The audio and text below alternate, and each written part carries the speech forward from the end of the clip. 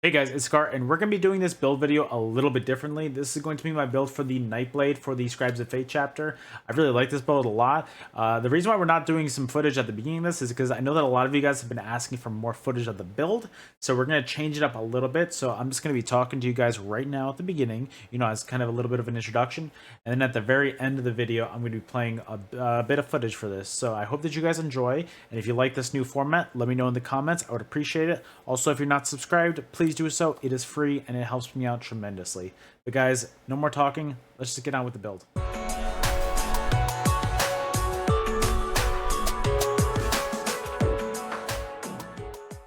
Alright guys, let's get started. First things first, we're going to look at our character sheet. I think that Khajiit, in my opinion, is the best race for Nightblade in general. You have such high crit on your Nightblades always, that I think that Khajiit passives just really work the best for this. So I'm always going to be a Khajiit on my Nightblades, I think. It is just, or at least until they get nerfed. But currently, they are just, in my opinion, S tier, and I definitely recommend doing this for your Nightblades. Our attributes are going to have 29 points into magic, 15 points into health, and 20 points into stamina to give us a max magic pool of 21.2k, a max health pool of 31k, and a max stam pool of 18.7k. And then these are all of our buffs unbuffed. I will come back to that later on in the video, and I'll show you guys. I want to start doing more buff stats. I want to start putting more gameplay footage at the end of my videos because you guys have been asking for that. So I will come back for that around.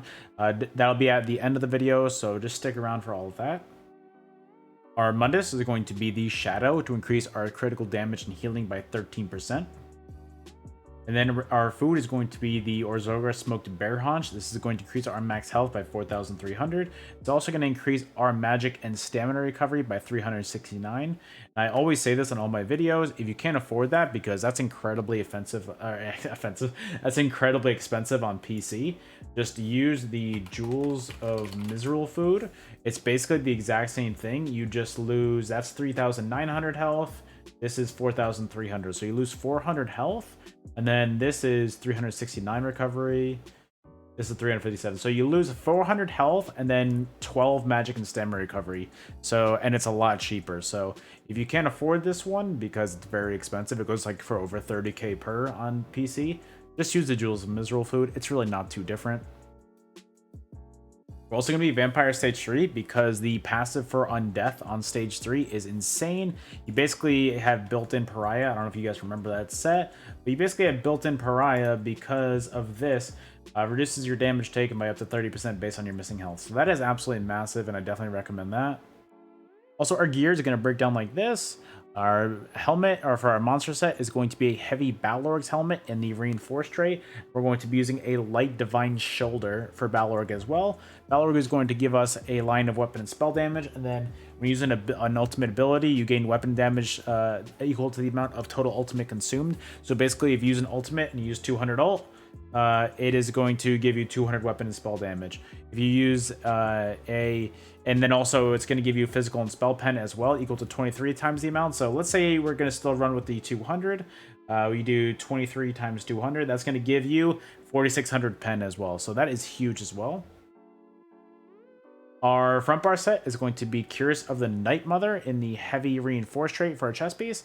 This is going to give us a line of crit chance, weapon and spell damage, crit chance, and then when you deal critical damage, you apply major breach to the enemy, reducing their physical and spell resistance by 6k. So this is massive. I know that a lot of people kind of like just use this as a skill instead, or something along the lines of, oh, I don't know, something like Ellie's susceptibility. I forgot the name of it for a second. But honestly, I just like how continuous this is at all times. I know a lot of people purge that kind of stuff with Maras nowadays, but honestly, I just really like Night Mothers. Our back bar set is going to be a medium Divine's Hands for Wretched Vitality. The 2 and 3 piece gives you magic and stem recovery. The 4 piece gives you weapon and spell damage. And then basically the way to just break it down, because that's a lot of reading, when you use a major buff or debuff, you get 260 magic and stamina recovery. When you use a minor buff or debuff, you get 130 magic recovery. And this is going to happen when you're in combat. So we're going to be using a skill called Race Against Time on our back bar right here.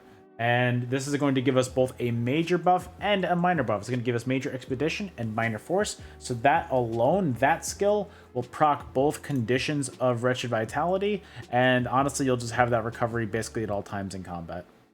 And that's about 400 recovery in total.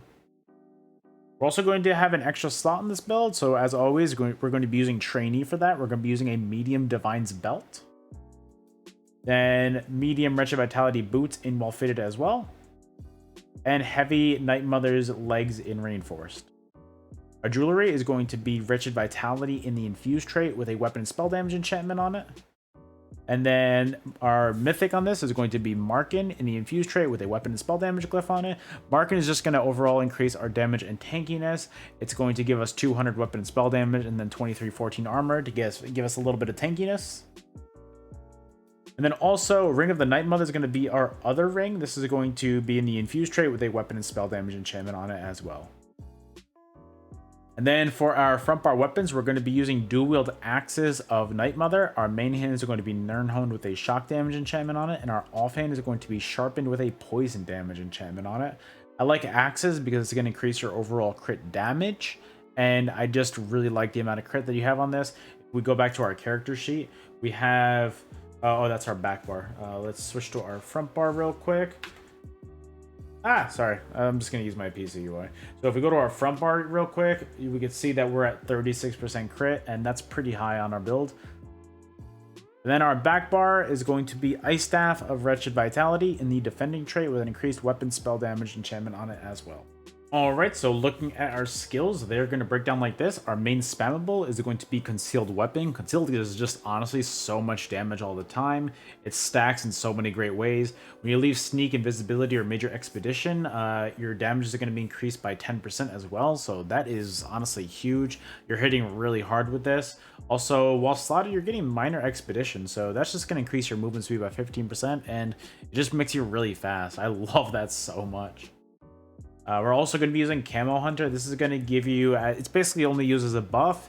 It's just on your bar, and it just gives you Major Savagery and Prophecy, increasing your weapon and spell crit by 2,600. And you also gain Minor Berserk for 5 seconds after dealing damage from an enemy's flank.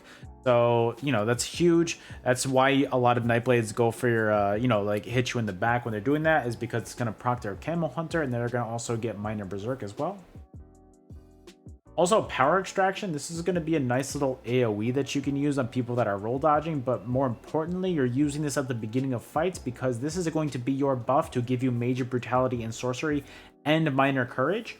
So it's going to increase your weapon and spell damage by 20%. Then the Minor Courage part, it's going to give you 215 extra weapon and spell damage as well. Impale, I like this morph better recently rather than the other stam morph. This morph has a lot more range on it. The other morph gives a little bit of damage, but this morph gives a lot of range, and I really like being able to have that at my own little leisure. The other one I felt like really just does not have any kind of range whatsoever, and I just like being able to kind of, you know, disengage from a target but still be able to execute somebody if they're, you know, far away and, you know, have low health. Then also Merciless Resolve. This is just an absolutely broken ability. I've hit Merciless Resolves on this build for over 25k, and this thing is just so unbelievably broken. I love it, but I absolutely hate when I'm going up against it.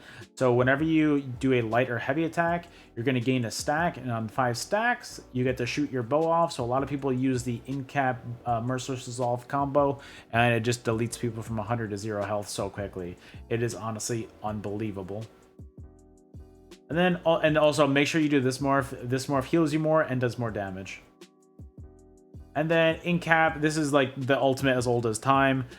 This is a nice little single target to be able to combo this with your Merciless Resolve and then Impale combo. It is just a great source of damage. And then if you have it with over 120 or more ultimate, you're also going to be able to stun your enemies. So make sure you're getting that ultimate as much as possible. And then also make sure you do this morph. This morph heals you more and does more damage. And then in cap, this is like the ultimate as old as time. This is a nice little single target to be able to combo this with your Merciless Resolve and then Impale combo. It is just a great source of damage. And then if you have it with over 120 or more ultimate, you're also going to be able to stun your enemies. So make sure you're getting that ultimate as much as possible. And then Leeching Strikes. This is going to be a great source of sustain as well. And it's also going to be some great healing. Whenever you light or heavy attack, when you have this active, you're going to be healed as well. So it's really nice for your overall healing sustain. But also on top of this, you're going to be restoring stamina when the effect ends. And it's a lot of stamina, so I really don't sleep on that at all. And then Race Against Time, this is going to be a great source of major expedition, so this is going to make you super fast. And then on top of that, you're getting Minor Force, so it's going to increase your critical damage by 10% as well. Then also, it's going to remove all snares and immobilizations from you, so you're going to be able to get out of a lot of situations very quickly. And then Resolving Vigor, this is going to be your main heal over time. This is going to be a nice little 5-second heal that gets your health a lot higher. And on top of that, you're also going to get Minor Resolve, so it's going to increase your physical and spell resistance by 3k for 20 seconds. And then Healthy Offering, this is going to be your main burst heal. So when you're taking too much damage for your Resolving Vigor to out heal, you're going to want to use your Healthy Offering. It's going to give you a nice little burst heal. And on top of that, you're also going to get Minor Mending, so it's going to increase your healing done by 8%. So after you use this, your Resolving Vigor takes are going to hit for a lot harder. And then Shadowy Disguise, I usually do Brawler Blades, but I kind of wanted to do more of a little Sneak Blade on this one. And this was a lot of fun. You know, you could just go in and out of stealth every now and then. And then also, your next damage attack will be a critical strike. So that's really good for also your Night Mothers as well. So you're also always going to be hitting that critical strike on them. And also, that's going to proc your Night Mothers where you're going to get Major Breach on your enemies as well. Then finally, Temporal Guard. This is going to be you're mainly going to be using this for the minor protection. It's going to reduce your damage taken by 5%. That's really why we use this ability on their back bar. Then our champion points are going to break down like this. Our blue slottables are going to be Fighting Finesse, Master at Arms, Focus Mending, and Cleansing Revival. Our red slottables are going to be Pain's Refuge, Sustained by Suffering, Celerity, and Survival Instincts. And then our green slottables, the only things that really matter are Breakfall, Rationer, and Liquid Efficiency. But I also had Sustaining Shadows. I know that was kind of on the Vampire passives, but I just like having it on there anyway. And then also, Seed's Blessing gives your added combat movement speed increase as well. But that is it from me. Let us move on to the actual buffs of the build and let's see how it breaks down. Alright, so let's look at the buffs on this build. So when we're fully buffed up like this, let us hit all of our abilities. Our resistances are going to look like this on our back bar. We're going to be having 29k spell and physical. I mean, it's basically 30k overall spell and physical resistances on our back bar. If you do it on your front bar, we're going to have 26.6k spell and 25.9 physical, which is honestly pretty tanky for a Nightblade as far as overall resistances go. As far as our damage goes, we're going to be having overall, if we look at it, I'm just getting my full stacks. We're going to be having just over 6k weapon damage. And if we do this with actually, let me get all my stacks back up right there. If we do this with a 500 in-cap ult, we have 6,600 weapon damage, and then our pen got up to 1,700 or 17,000 for a second, but now it's up to 14,777 physical pen and spell pen. So honestly, that's huge for your overall pen. I absolutely love it so much. And then was there anything else? Oh yeah, our recovery right here. If you look at our recovery with our Wretched Vitality buff, we're at 1795 magic recovery and 1935 stamina recovery, and that's without a potion either. Let's redo that, and then with our potion up, we are crazy chilling with our recovery. Our magic recovery is at 2247 with a potion up, and at 2393 with a potion up for our stamina recovery as well. So that is absolutely massive as well. So guys, basically the main way to combo your build on this is you're gonna just really be light attacking a lot and light attack spamming and really kind of alternating your concealed weapons. So light attack, concealed. Always hit them with your power extraction as well. Make sure your buffs are up. You're on a very critical heavy build, so always make sure your Race Against Time is up, because that's going to really help your critical damage overall, because remember, you get that minor force on that. So always make sure that is up. And then after you're weaving in your light attacks and your concealed, you're going to want to hit him with on the back with that in-cap bow proc, and then most likely an impale combo. And honestly, that does so much damage right there. I know I'm bad at explaining it in the moment, but overall, I think you guys understand. It's pretty easy to understand, and Honestly, I really like it overall. It is a great source of overall damage. It's a nice little mix between damage, a little bit of tankiness, and also some nice recovery as well, while also being in the shadows. Guys, stealth is going to be your best friend on this build. It's going to mitigate a lot of damage, so please do not be afraid to use that. But guys, that is it from me on the build video. The only thing that's going to really be playing after this is going to be footage from the build, so I hope that you guys enjoy, and I will see you guys on the next video. Actually, one last thing, if you're not subscribed to the channel, guys, please do so. It is free, and it helps me out tremendously. I would appreciate every single one. I can't stress that enough. So guys, all that's left is going to be footage of the video of the build, and yeah, again, I hope that you enjoy, and I'll see you guys on the next video. Later.